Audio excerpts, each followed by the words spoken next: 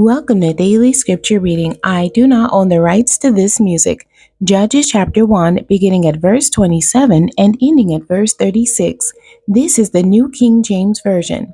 However, Manasseh did not drive out the inhabitants of Bethshean and its villages, or Tanakh and its villages, or the inhabitants of Dor and its villages, or the inhabitants of Ibleam and its villages, or the inhabitants of Megiddo and its villages, for the Canaanites were determined to dwell in that land.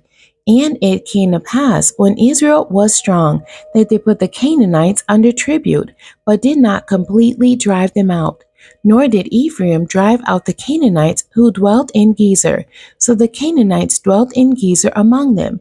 Nor did Zebulun drive out the inhabitants of Kitron, or the inhabitants of Nahalol.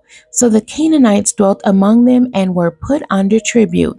Nor did Asher drive out the inhabitants of Acco, or the inhabitants of Sidon, or of Aleb, Akzib, Helba, Aphik, or Rehob.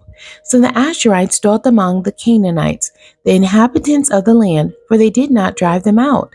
Nor did Naphtali drive out the inhabitants of Beth Shemesh, or the inhabitants of Beth Anath. But they dwelt among the Canaanites, the inhabitants of the land. Nevertheless, the inhabitants of Beth Shemesh and Beth Anath were put under tribute to them. And the Amorites forced the children of Dan into the mountains, for they would not allow them to come down to the valley. And the Amorites were determined to dwell in Mount Heres, in Ajalon, and in Shalbim. Yet when the strength of the house of Joseph became greater, they were put under tribute. Now the boundary of the Amorites was from the ascent of Akrabim, from Selah and upward. The end. God bless you and thank you for joining me today.